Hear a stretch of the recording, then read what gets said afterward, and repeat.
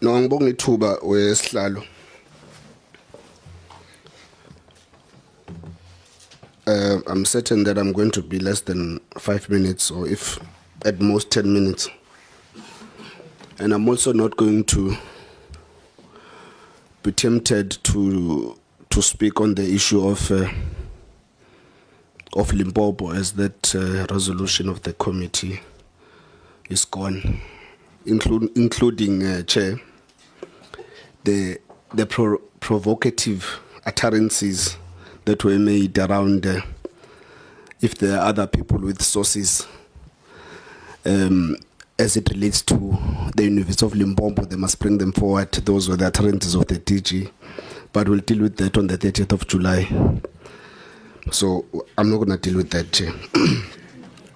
Chair, rather the Minister, could you perhaps indicate if there was an assessment that was done as it relates to the vacuum now, an assessment that was done as it relates to the vacuum in the sitters because of the boards that are not in place currently? What impact has it had?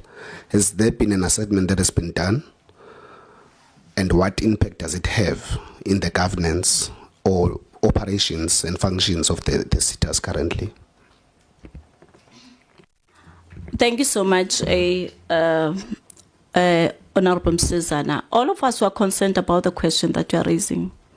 Whereas because now the process is prolonging. However, we have a dedicated team that is responsible for sitter coordination, the DDG Valo, as well as the Chief Director Sitter Coordination, Mr. Ngubane next to me. I'm going to give him a responsibility to respond to this on what are the measures that they are putting in place to make sure that they are, whatever that they are executing is in line with the legislation and there is no mismanagement of funds and. I'm going to give him a responsibility to then respond to this question. Thank you. Chairperson, thank you very much. There is no assessment that has been done. The boards were supposed to have commenced their duties effective from 1 April 2025. But I wanted to assure the committee that the skills branch and sitter coordination are continuing to monitor the work of the sitters, their performance, as well as their governance, even though in the absence of the boards, on a continuous basis. Chair, Oh, okay. Sorry. Let me first pause. Honorable Lonzi. No, ngaxolisa Honorable Msezane, Chair. Sorry. Can we put the echo on here? It's very hot, Chair. All right.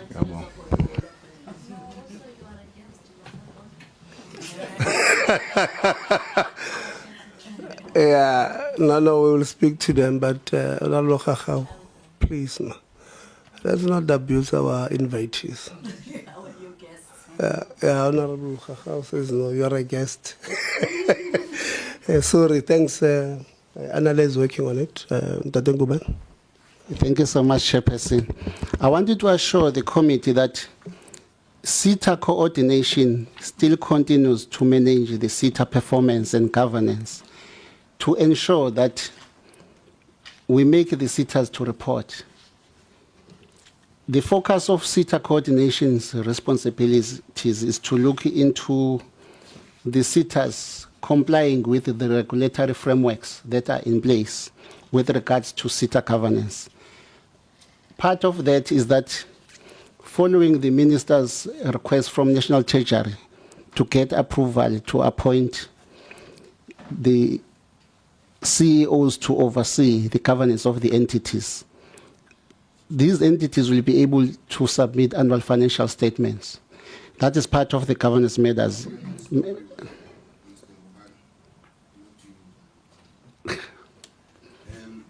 Mike. No, sorry, thanks, Chair. No, sorry to stop you. I'm not trying to be rude, but I got my response that there was no assessment that has been done on the impact that this has had or is having in the sitters. So that was my response. And also the fact that you are trying to monitor the fact that there's a vacuum that you or is attributed to the department, because that DTG Nomvalo took us through the act. I think it was on Wednesday when I asked a similar question. And we understand the act, but the fact of the matter is that there's a vacuum, is a shortcoming of the department because there are no boards in place. So I think we must appreciate that fact, which is where I was going to. I'll move on. It's Mr. Mvalo, not Nomvalo, no? Oh, Nomvalo was the former administrator. Nomvalo is just outside. Is the and the former administrator of NSFAS.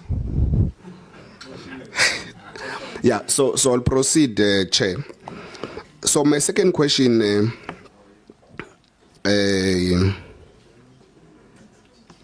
is going to be very specific. I think it speaks to a question that was asked by Honorable Msezane as it relates to the independent panel. Minister, there's no way in which we're not going to question the composition and the criteria of that independent panel, because ultimately it played a pivotal role in the predicament we find ourselves in. So if you're going to give us a report with an independent panel that played such a pivotal role, and subsequent to that you're going to say you're not going to disclose who those people are, neither the criteria that you used and all of those things, it's of public interest that we know who that panel is and what criteria you used to select that panel, because ultimately that's why we find ourselves in this predicament. So I'm going to again ask you, Minister, what criteria did you use to select your panel? What was their, or well, you did explain their role here in the presentation. So I would want to know what criteria you used and who those people are. Honorable Msezane, I think I need also to bring to attention that King 4 report on corporate governance 2014, as well as the recommendations by Auditor General, indicated to the minister when we had an engagement after my appointment some of the shortcomings and weaknesses that they pick up in our post-school education and training system, to say we don't have a clear process in terms of our appointments. That's why in the previous audit cycle, there was a finding around the appointments of the boards. And then they advised that we should have a clear process in place. They understand that minister is empowered by the legislation to actually appoint the boards. However, you cannot just read one legislation not linking it with another legislation, because this is a corporate environment. I had to also apply King 4 report on corporate governance, where it empowers the minister to also appoint an independent panel. But who accounts in Parliament is the Minister of Higher Education. Those processes were done on my behalf. For instance, if I can come with a report done by CHE, I'll be saying when I present here, this is my report. Those were South African citizens, very professional, highly qualified, seasoned representatives of the country who have been in the space for quite some time. Thank you. Minister, no one is contesting what you are empowered to do and what you're not empowered to do. Here we're dealing with people's lives, young people in particular. You selected the people that you selected in your criteria, which you do not want to disclose. But our people deserve to know what criteria you used and who those people were, because you are saying that these people are I indicated that amongst the issues that I checked on the criteria was their experience, leadership experience, their qualifications, their understanding of the sector, as well as reputation, credibility. I wanted people with who believe in good governance principles. those are the kinds of people that oversee the process. We, together with the NSFAS process, which produce the product that every citizen is happy about in South Africa.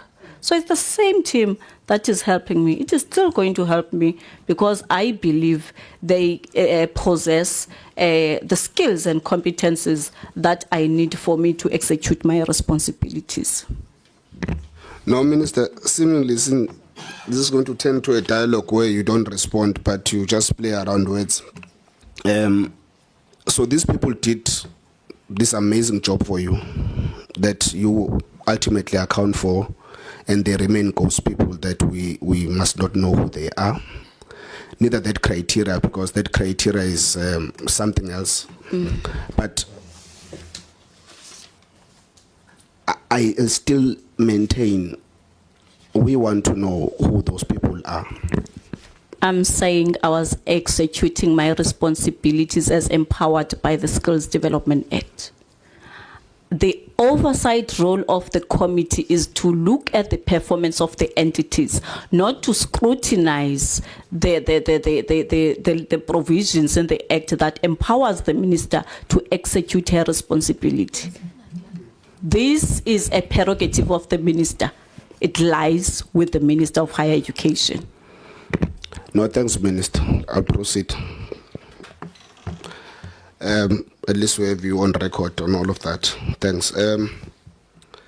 Maybe my parting shot, because I think it's also going to be a problem, but do you think, Minister, in all that you're empowered to do, you can finish us with a vetting report that you got from the MIE that does vetting of these people?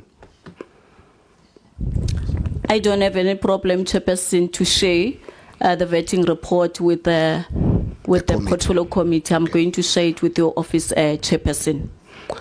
And before now it's Friday, before the end of next week, you are going to get it, Chair. No, thanks. And since you also said on record that there was at least only 2 young people, youth to be precise, that were qualifying out of all these 573 candidates, I would really take time for myself to, without any independent panel that is not known, to just go through these applications. If you could so kindly also share the applications of these candidates to us. Thank you. We wouldn't mind, Chair, to share the master list with the portfolio committee. When I bring to your attention the vetting report, I'll also attach the master's list because there's nothing that we want to hide. Thank you very much, Minister, and your department. Thank you very much, Slal. No, thank you very much. When they do, and I shared with you, colleagues, let's just be careful with it. It's that thing will have people's ID numbers.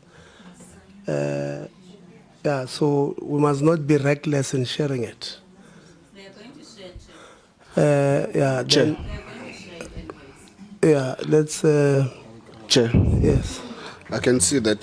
Chair, but before I share, I'm also going to look at the POPIA Act before I take this decision. But if then it allows me to do so, I'm going to share. If it doesn't allow, it requires particular processes to be followed, I will be awaiting for the portfolio committee to furnish me with those processes that they must follow for them to acquire this information. Thank you.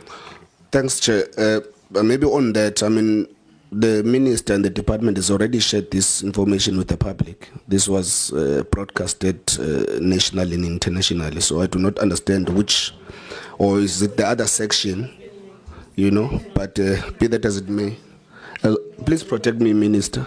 Yeah, please protect me. I understand the relations with the minister, but please protect me. Let's allow Honorable Msezane. He's still within his right to speak. Thank you. Thank you very much, Chair.